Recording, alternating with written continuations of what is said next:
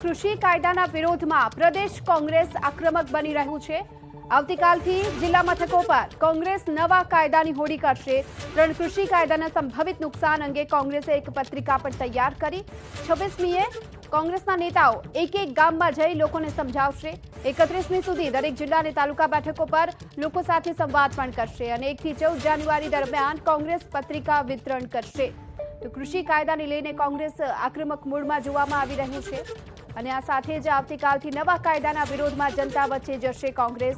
પ્રદેશ કોંગ્રેસ આવતીકાલે તમામ જિલ્લા મથકો પર નવા કાયદાની કોપીની હોડી કરશે। આ સાથે વિરોધ પ્રદર્શન અંતર્ગત 26 ડિસેમ્બરે કોંગ્રેસના દિગ્ગજ નેતાઓ એક ગામમાં જશે અને નવા કૃષિ કાયદાના ગેરફાયદા અંગે લોકોને સમજ આપશે। આ અંગે વધુ વિગતો મેળવીએ સંવાદદાતા હિરેન રાજગુરુ આપણી સાથે જોડાઈ ચૂક્યા છે। હિરેન, આગામી સમયમાં કૃષિ કાયદાના વિરોધમાં શું કાર્યક્રમ રહેશે કોંગ્રેસનો?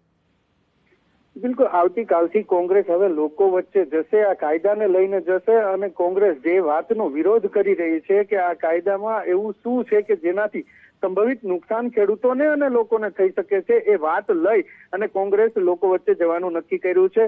લોકોને સરળતાથી સમજાવી શકાય તે માટે થઈ અને એક અલગ પ્રકારની પત્રિકા પણ તૈયાર કરવામાં આવી છે અને આ પત્રિકા ઘરે ઘરે જઈ અને લોકોને આપશે। એ પહેલા આવતીકાલે દરેક જિલ્લા મથકે આ નવા 3 જે કૃષિ કાયદા બનાવવામાં આવ્યા છે કેન્દ્ર સરકાર દ્વારા, તેની હોળી કરવામાં આવશે અને ત્યારબાદ 26 તારીખે તમામ ગુજરાતના મોટા નેતાઓ એક જિલ્લા મથકે ગામડામાં જશે અને ખેડૂતો સાથે સીધો સંવાદ કરશે। એટલે લોકોને આ વિરોધની અંદર જોડવા માટે થઈ અને કોંગ્રેસે રણનીતિ નક્કી કરી છે।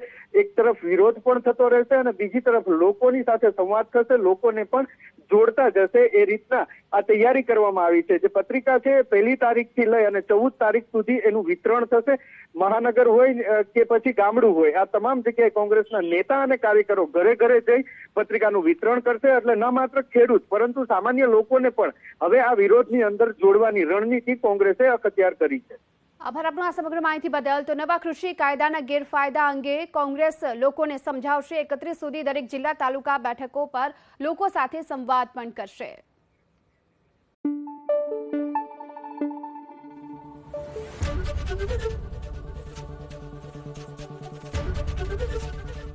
એબીપી અસ્મિતા, ગુજરાતની અસ્મિતા।